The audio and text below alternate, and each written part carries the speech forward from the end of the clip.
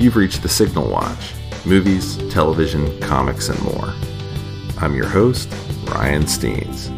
Join me and our cadre of co-contributors as we examine cultural artifacts of the 20th century, boldly explore the 21st, and try to put it all in perspective. Stay tuned. We're gonna try to make this work.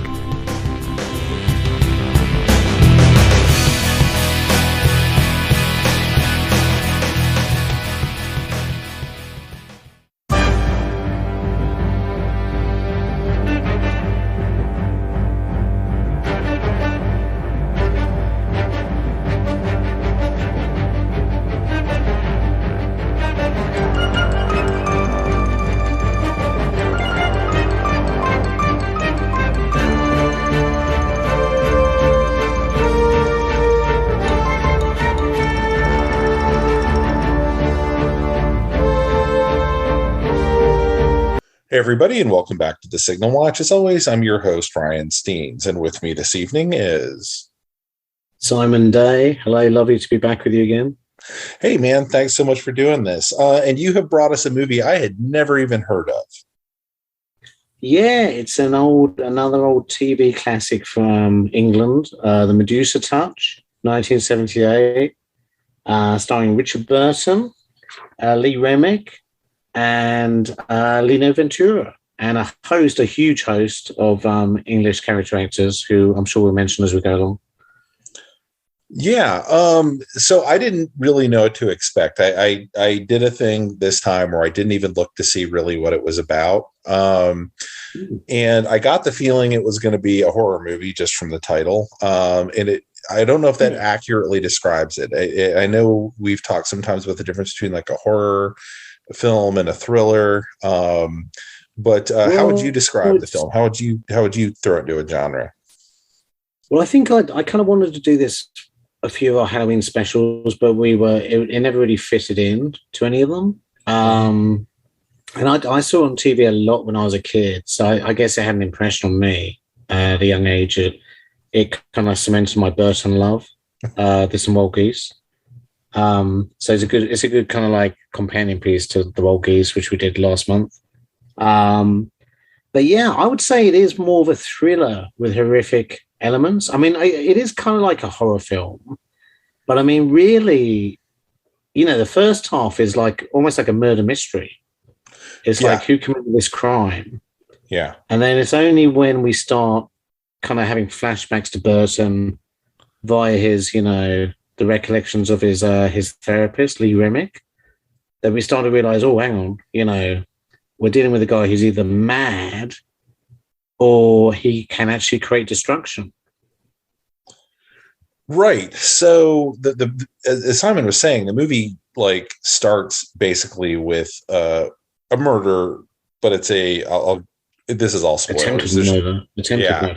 Right, an attempted murder. And you of course, in kind of classic fashion, you see the gloved hand with the attempted murder weapon, which is a statue from Burton's Napoleon, I believe. Yeah, I was definitely trying to notice what the artifacts he had around his flat were. But yeah, she grabs it. Sorry, I just spoiled it. We ruined it. Spoilers. Grabs a statue and smacks him over the head. The cops are called. Now the casting on this thing is a little bit wild.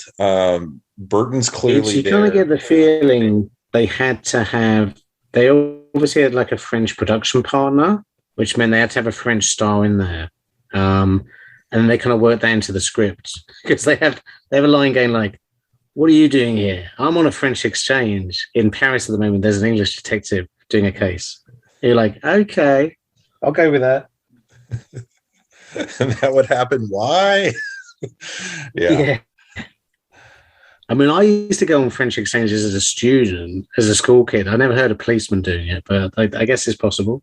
I mean, I guess I understood it as a necessary conceit for how the film was financed. Lee Remick is, I believe, American or Canadian. And would be most famous to American audiences.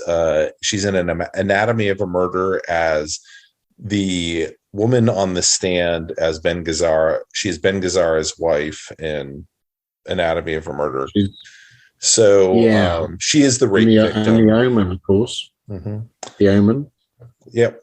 And so anyway, so it's got this weird, very small cast that is very international. Yeah, I mean, it's very English biased, but then you got basically a French guy and an American lady running around quite prominently. But yeah, so and I can't remember the character's name, the detective's name.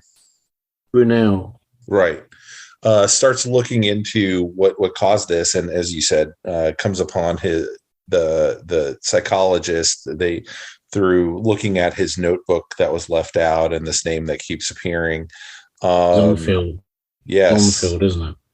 And he has a great line when he first meets her, which kind of is a very 70s line that parrots Roger Moore's in Moonraker, where he goes, "A woman?" Because of course women can't do anything. They should be at home washing up. But yeah, and actually, ironically, I think in the book this was based on, the therapist was a man. So it's kind of like a double joke in a way for people who've read the book. Yeah, I mean, that's it. They fortunately don't. They're not worried about a romance. That's not what this film is about. And so it's no time for that. Right. But yeah, so he basically gets into the investigation of by speaking to her about like what was the story with Richard Burton's character, and he is under the impression, Richard Burton's character is under the impression that sorry, he can create disasters, and he's been doing it since he was a child. He's making you cough. Yeah. But still alive. It's a really an interesting premise, and it's well, this kind of fits into that subgroup that existed around about this time of like Carrie, I guess, is the most famous. But there was also like The Fury, also by Brian De Palma, and there's Patrick, the Australian movie about the guy in the bed who controls things. So and I think the screenwriter was the same guy who also did, interestingly, Children of the Damned, which again is another from the 60s, but it's kind of similar premise as well. Yeah, it's these kind of like loosely defined supernatural. We're not going to necessarily nail anything down. We're going to make it incredibly uncanny. And telekinesis, but kind of evil telekinesis. Yeah, and I mean, like they say, like Carrie definitely feels like telekinesis, and it's kind of does come from like the whole fascination with what we called in the 70s and 80s here ESP. But it's the scope of what he's doing in this film, and maybe it's a form of telekinesis, but it's I mean, it's winning it. He's winning it, isn't he? Yeah. Because like to start off, it's almost like he's just a witness, and he goes, "I knew something bad was going to happen," but I think it's only his wife, when his wife leaves him, that he purposely kind of makes it happen. And then I think it's only when Lee Remick is with him is the first time that, because everything up to then is from his vantage point, so he could just be like, making it up or nuts. But then she's with him for the plane, so she sees him do it. Yeah, and there's a lot of stuff in it. It's mostly people in apartments talking to each other. Like I'd say 85% of the movie, 75% of the movie is like the detective hanging out in Richard Burton's apartment, or hanging out in his own apartment, or interviewing people here or there, very police procedural. And then the scope of it just suddenly starts to balloon and balloon and balloon. And I was enjoying the film while it was a police procedural with this kind of interesting twist to it. Yeah. And then like the last third of it, I was like, this is crazy. This movie's awesome. Kind of turns into a disaster movie, basically. Yeah. Except everybody dies. And they don't save the day. Right. It's a very nihilistic ending, actually. So it's basically like, oh shit, now he's going to blow up the nuclear power plant. But yeah, it's kind of like, I mean, it's just like I think it works, like you say. It's a lot of just talking heads, like people in rooms. But I think the character work and the script work is so well done that it kind of draws you in. I mean, just the relationship between Brunel and his kind of like his kind of helper, who I think is Sergeant Duff. Great name, Sergeant Duff. Who's kind of almost like the audience, because he's like, really? Do you really think she did it? I can't believe that, and all this kind of stuff. And he's, and they have a lovely little relationship where they play practical jokes on each other, and he's trying to teach him French cooking or something in one scene, badly. So, I think that stuff really carries it. Yeah, it has this interesting vibe that I was not really expecting. I thought it was going to be a lot more of like the stiff upper lip sort of detective and no nonsense. And I honestly was impressed that the movie decided to let him not doubt the entire film. Like he starts going for the there's no real other explanation for a lot of this if his stories are in any way true. Well, he's the one that tries to put out the tubes at the end, isn't he? So he's like, actually, I love how Gordon Jackson as the Dodger just stands there and lets him, because he's kind of like, I agree with you. He's killing. So it's like, yeah, but it's yeah. I mean, I would say like for the last third, until pretty much when Lee Remick, spoilers again, Lee Remick kind of like dies, I think he totally buys into it. Whereas, even in films like The Omen, it's really only in the last kind of 10 minutes that Gregory Peck kind of gets on board, Yeah. Yeah. And I don't know if movies generally do that. So you become like intentionally frustrated with the protagonist, but at the same time, you can also totally understand as an audience member. But in this particular case, I think it somehow fed into the horror more, that they let other people being the doubting Thomases, like the Duff. Well, even Harry Andrews. Mm-hmm. Harry Andrews is the commissioner. He's on board by the end. Mm-hmm. But I think the fact that he kind of doubted earlier means they have to kill him. But yeah, he's like, I'll stop the Queen as well. I believe you. It's crazy, but I believe you. Let's do a bomb scare to try to clear the cathedral. Yeah, so the finale of the film, they basically suggest that Burton is keeping himself alive through sheer will. His body shouldn't have survived the attack, but his EK or his brain waves, whatever, it's not an EKG. I can't remember what that detection is, but are still going absolutely crazy the whole time. Whenever the disaster happens or whatever he's trying to make happen. And they basically put it together that there's this absolutely horrific scene where he's explaining to Lee Remick that he thinks he actually is controlling the disasters. He is making them happen. And then he makes a jumbo jet go down. So one of the things, if I had a quibble with the film, it was sometimes they showed things that I thought would have been more impactful not to show. Which is funny you say that. You tell me, because I was thinking they actually do a really good job of not showing stuff like his neighbor, the wife jumps out the window, but then you cut back to present day with the neighbor looking sadly out the window, but you don't see, like The Omen would have impaled on a fence or something, right? Whereas, we don't really get any gore until the cathedral. I completely agree. And that's why it was shocking to me when they did show a few things. And like like it was a really bad model of an airplane over the London skyline, which after you've had like all of this like very concrete, just people talking to each other. And then they cut to this wide shot of like, that's clearly a model. But the one that really got me was the cross on the top of Westminster. Like, we're going to show like the suggestion of this cross just wobbling, and they don't even do it like where it just like shakes a little bit and you go, oh, I know what that is. They like do like a full wobble for like 3 seconds. And I was like, they didn't need that shot. This would have been better. I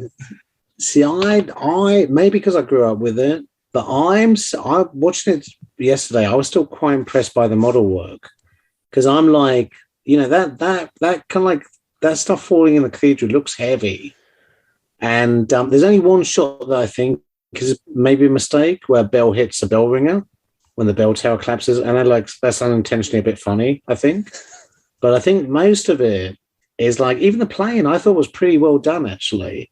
And of course for us now, we kind of get 9/11 flashbacks as well, which I think makes it more impactful, Yeah, I think I would be curious to see that scene with the actual models cut out and just their reaction to the sound, and understanding, and then turning on the news.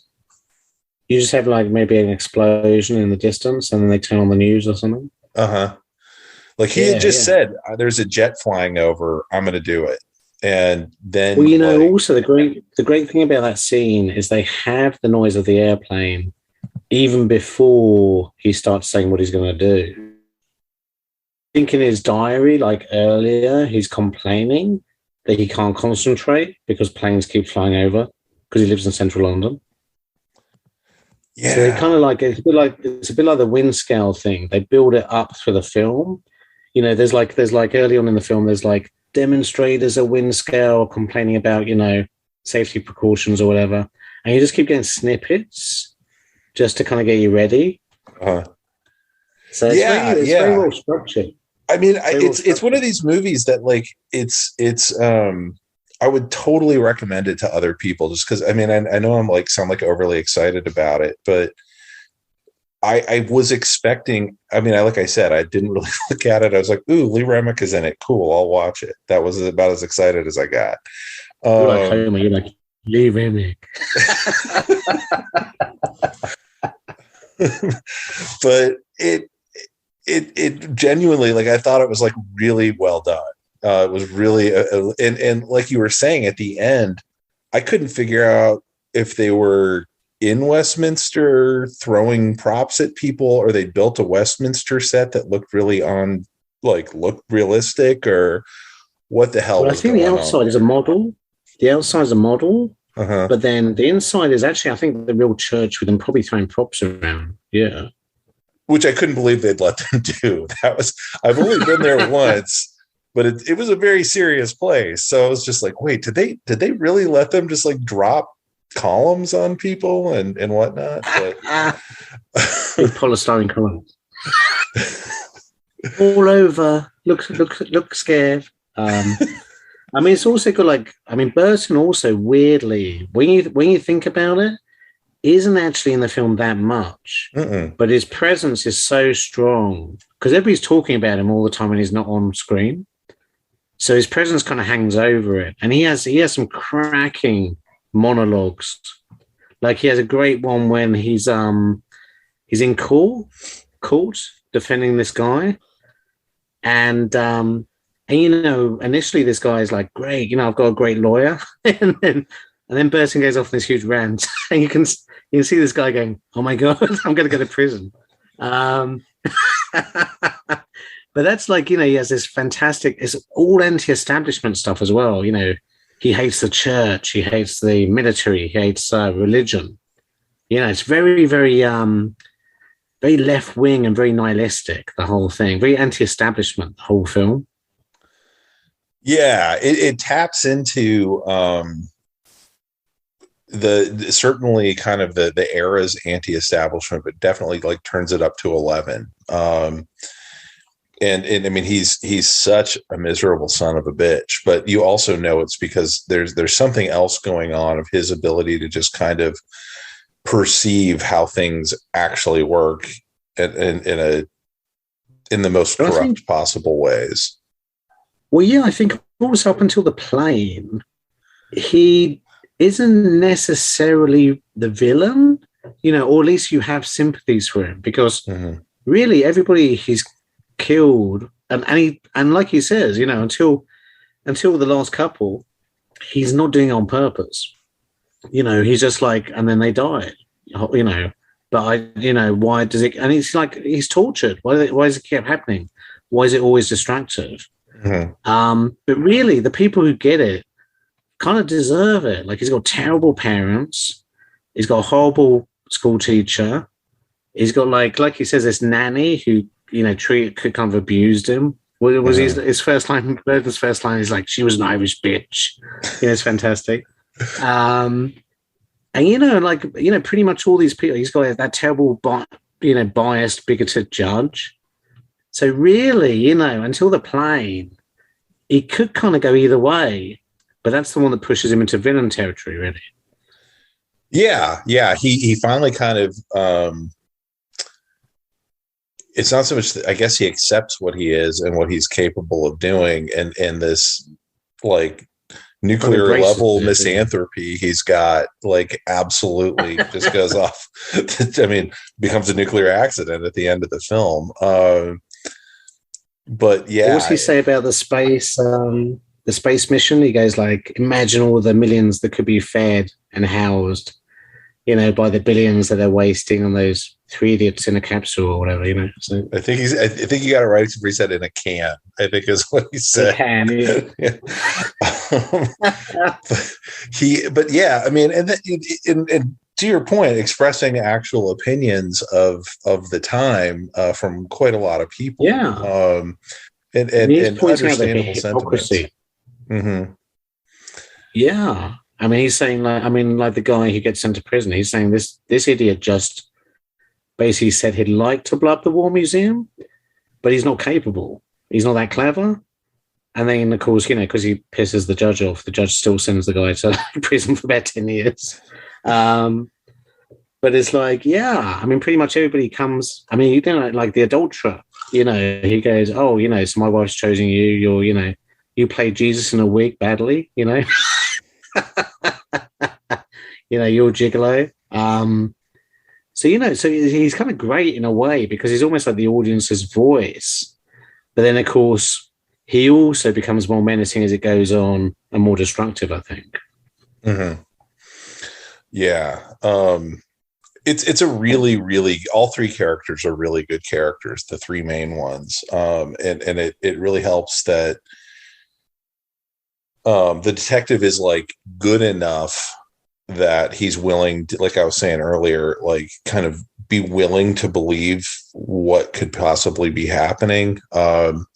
It helps to bring along the Lee Remick character story of her gradual belief. And so maybe that's really the angle of you couldn't have two people sitting around not believing it. Right. And that's I do find it. Also, I was just going to say, I do find it funny how when he first interviews her, he goes, well, was he ever proved right with the other deaths? And she goes, yes, some. It's like there were hundreds. He's killed hundreds of people. It's like, she's got a huge file on it, But that's, I mean, I guess she's trying to cover up at that point. I guess she doesn't want him to really dig deeper, because she's still kind of like into self-preservation at that point. But then I think she kind of says, hey, look, I did it because I believe it. Yeah, she had to get him to that point to where he would understand her motivation. Yeah. Otherwise, she seems like a lunatic. You hit a dude with a Napoleon statuette. Well, I was when I first saw this, and even this time, I was like, did Burton make her kill herself, or did she just commit suicide? Because his eyes open when she goes to see him, but then I think it's pretty clear that she just killed herself. I think because I mean, if Burton had done it, she wouldn't have had time to like leave a tape message for the detective explaining, I'm sorry, whatever. So, but it's interesting how, everybody else who crosses his path, he kind of gets rid of. I mean, he's a bit like Damien out of The Omen, Yeah, I mean, my read on it was she couldn't live with knowing what she knew, but also couldn't live with knowing she couldn't kill him, which is a little bit of a double negative. But but that was my read on it. Was if he made her do it, it was more through her gut feelings about what she was not capable of doing to make this evil, air quote, end. And that this was her only path out as far as she saw. She didn't want to live with knowing that he was going to cause more disasters, and she would be responsible. Yeah. Yeah. And and I mean, there's a great scene with Michael Hordern as well, who's like, supposed to be like a real psychic, that Burton goes to see. Mm-hmm. And the fact that he just can't hold his gaze, he's like, please leave. Because, whatever he sees, I guess he can tell he's like a dark seed or whatever, or he can see like all the death surrounding him. But that's a lovely little scene as well, where it's too much for him. He's like, oh, please just go, I can't tell your fortune, Yeah. That's a great little sequence. I'd honestly forgotten about it till you brought it back up. It just plays into like exactly what Burton's journey is he's like figuring out what the hell is wrong with him as he's heading towards being this super villain at the end.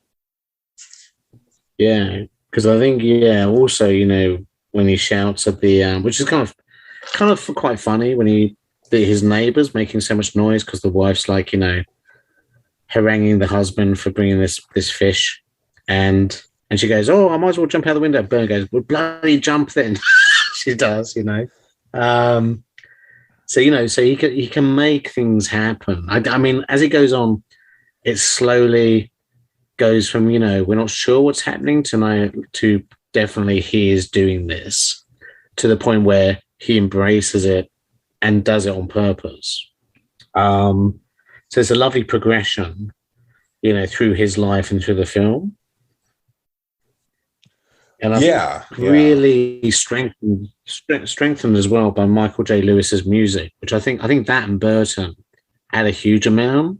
The music is great in this. And Michael J. Lewis also did, the music for North Sea Hijack. And probably my favorite, my high watermark for him, he did the music for Theatre of Blood. But I think he does a great job with the music for this, which is like very threatening, very driving, Yeah, the score on this is really good, and I think it's appropriately used, as is like a lot of the soundscape. Like you were talking about the airplane noise, and that's something that like I know, like my friend Paul works in audio for film, and I went to film school. I remember you pause every time a plane flies over, but in this film you hear planes the whole time, right? Usually the only vehicle you hear is a motorcycle or a car in a movie. We hear a lot of sirens as well, and even before we've kind of really met Burton, early on, like the police drive past the wreckage from the plane, so there's lots of little reminders that destruction and death is all around. And even Brunel, he slips on the carpet at one point going up the stairs. And Carney runs him over in another scene.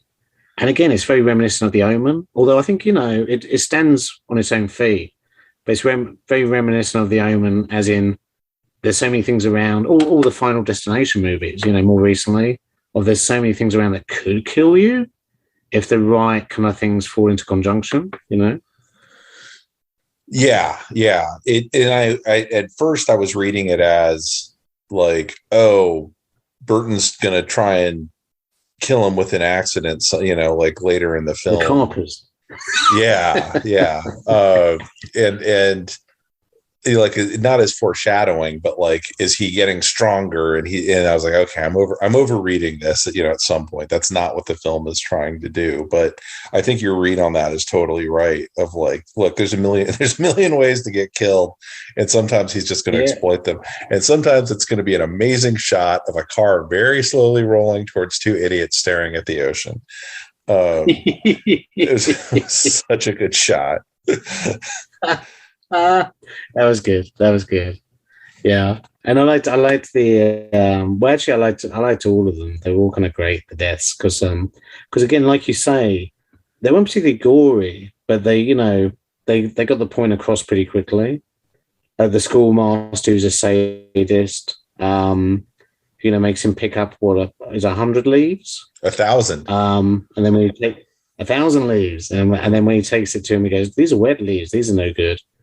So so he kind of like, Mauler dumps him in the furnace, kind of in disgust, and then goes, "And the school burnt down, and the only person who died was 4 boys and that particular teacher." Horribly. So it's kind of great. So yeah, one day we need to do a deep dive at some point of how did anybody survive being a boy in boarding school in England in the 20th century. Well, also, I don't know if you noticed, but that teacher as well, when he opens the door to his study, there's a boy who looks just, I don't know, something weird's going on because he's like slumped in a chair. Yeah. And I don't know if he's supposed to be like a kind of pedophile as well or something else going on. But there's a very weird thing going on there, I think. Yeah. I knew he was at minimum in there making a kid miserable just on his off time, which not great. Yeah. But yeah, no, you're right. We could probably just do a podcast on just like clips from English films, like even like comedy clips, like when Monty Python do their bit in The Meaning of Life, where sex education, right. And John Cleese literally strips off and starts having sex with his wife, and then shouting at kids for like not paying enough attention. Well, I mean, my introduction to the whole concept was like watching Pink Floyd's The Wall, and I was just like, what the hell is this? Like, of course you're going to say you don't need no education if this is how your schoolmaster is. This is a nightmare. And then it's just been in kind of movie after movie and book after book that I've seen. Oh yeah, like If or Lord of the Flies, Mm-hmm. It's that sadism, that kind of horrible sadism of basically bullying, running rampant with older boys and teachers and stuff. Mm-hmm. But yeah, like I kind of love this movie, and there's I feel like you can just stop at any point, and there's some great destruction going on, especially towards the end, the last third. Or there's just like a great little kind of like almost like a little kind of like 5-minute scene, probably with a great character actor who's been drafted in, like Jeremy Brett as the guy his wife's going off with, and Jeremy Brett later on in the 80s played Sherlock Holmes, fantastically. And just all these little scenes stand up so great and are so well written. And have such kind of great dialogue. It's a great script. It's a really good script, I think. I mean, Burton just like chews through this like a beaver going through planks, The thing we haven't mentioned is just the director and producer of films that I'm really like a huge fan of or seen even, but I think he did a great job with this. And he did some great camera shots. There's like one with I think Derek Jacobi as his publisher. So Brunel goes to interview the publisher. And a lovely little cameo by Derek Jacobi, very young, dapper Derek Jacobi, where he's talking about him. But then it pans around from him and Burton's standing there. So it's gone into the past with Derek Jacobi in the same position. Yeah. And then it goes back to David Jacobi to give Burton enough time to run downstairs to literally, and he did this in real time, I believe, meet somebody at a bench in the park opposite. And that's a great pan. That's fantastic. There's also that tracking shot with Michael Hordern as the psychic. It just tracks around him and Burton from one face to the other. Some great shots in there that, you don't really kind of kind of Scorsese type stuff, but you don't really kind of like realize it when you're watching it. I definitely noticed both of the shots you're talking about. The camera work particularly, and I didn't know, I don't know why in particular they decided with that one scene to kind of just absolutely go to town with doing some cool camera stuff, but that scene does absolutely work. And then the scene with the psychic, I thought that was really powerful. That worked really, really well. And I didn't notice it at first, except for the movement of the shadow in the background, because they have to keep the light kind of centered as they're panning around him. And I noticed that, the shadow is moving across different objects in the back, but it's they could have done something like Spielberg, zoom in, dolly out, zoom in. But I really liked that they were able to get kind of into this really tight space and still do this tracking shot around the guy with a single light. It was really cool. Oh yeah. And even like Burton, when he's like crashing the plane, I think he kind of steps out of the shadow. Mm-hmm. And you just get a close up on his eyes, kind of looking over the balcony with Lee Remick in the background. And they kind of light up his face a little bit. So, so his eyes, it's always, there's a lot of like eye work in this for Burton. And people mention his eyes in about 15 different scenes. His eyes. Well, that's also the joke is that's obviously not Burton in the hospital bed. But then I guess it was when he opens his eyes because it kind of has to be. So they must have made him up briefly or just his head just to film those two shots. But I think the rest of the time when it's just like anybody laying in the bed. There was really a point where I was like, well, that's not Richard Burton. Who's the victim? And then I was like, oh, that is supposed to be him, but he couldn't be, bothered to do that scene. Yeah, no, I mean, I like I say, I love this movie. I watch it every couple of years, and I think I described it to you before we kind of like did it as imagine kind of like a kind of British episode of the X-Files from the 1970s. I remember that now. Yeah, you did say that. And I think it holds up. It holds up very well, due to the writing and the direction and the score, and even and for my mind, the model work. I think still kind of like works well enough. And for a British film, it kind of looks like they've got a bit of money for a change. You know what I mean? It's like when they do have to pull out the stops, they can. Mm-hmm. Yeah, there's a lot of period stuff. There's right. I mean, there's the period stuff, and then there's also this stuff of like all the stuff around Westminster. I can't imagine what it costs to shut all that area down to film a movie over a few nights. Well, apparently, I think that was Bristol Cathedral they used because they were joking that they had a couple of red buses that they just kept having them drive past. So you thought it was London? Because I thought I knew exactly where they were standing because I've been to Westminster once and I was like, I know exactly where they're at. How the hell did they shut all this down? That makes way more sense. Yeah. Okay. Yeah. So they go, it was like pretend London, like a lot of films do. Like in Bond films, they always have that quick cut of a couple of London buses going past. Right. Just go, honest, it's in London. But I can't really think of anything else to say. I totally recommend this film. I think this and Wild Geese and Where Eagles Dare, which we should do at some point, is where my Burton love comes from. And Lee Remick's fantastic in this. I think the whole cast are great. Actually, I think there's not really kind of like even the minor parts like the neighbor, are kind of like played really well. Or the doctor. I played really well, and everybody's doing it totally straight. So you kind of buy into it.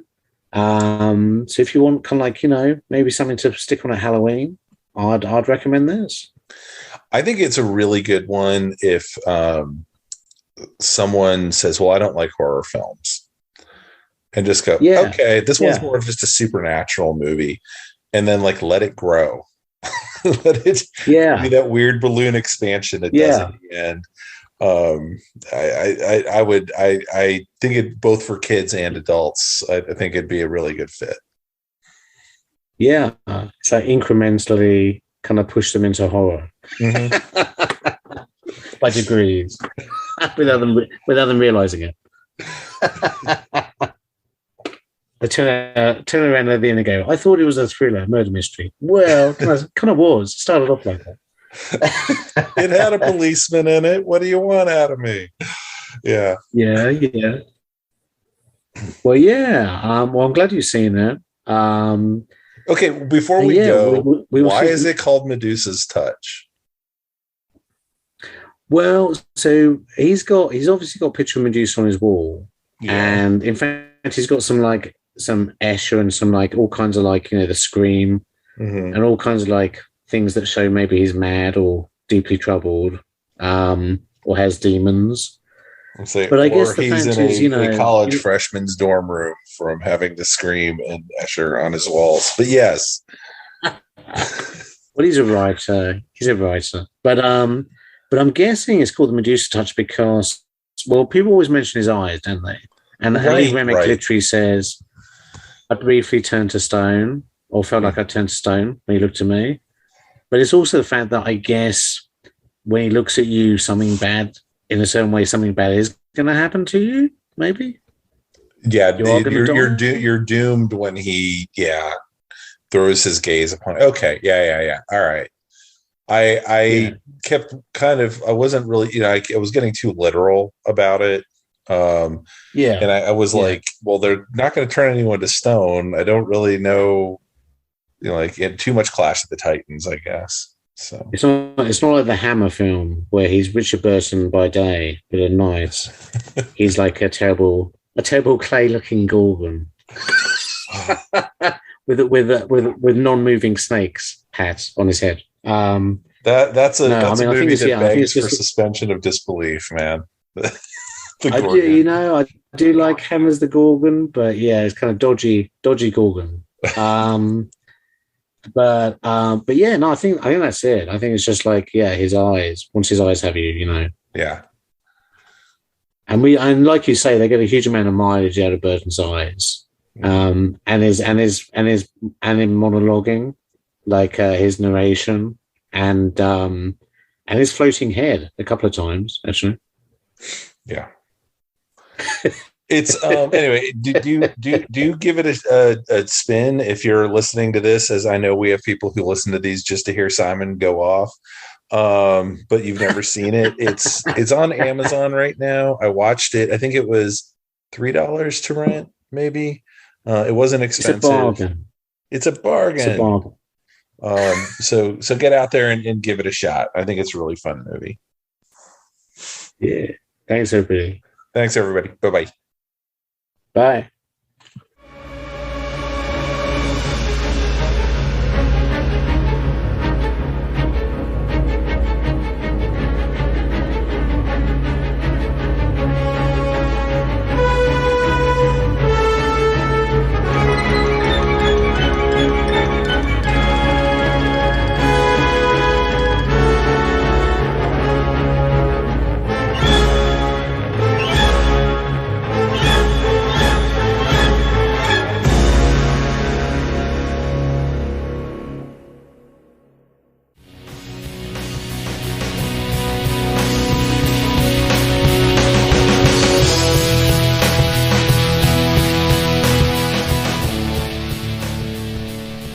That about wraps it up for this edition of The Signal Watch, a production of the League of Melbotus.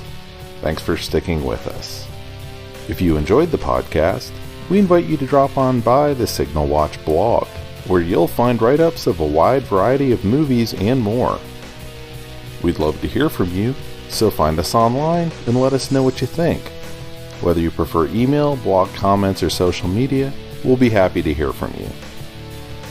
We'll be back soon with more exceedingly high quality content. So, until next time, God damn it, babies, you've got to be kind.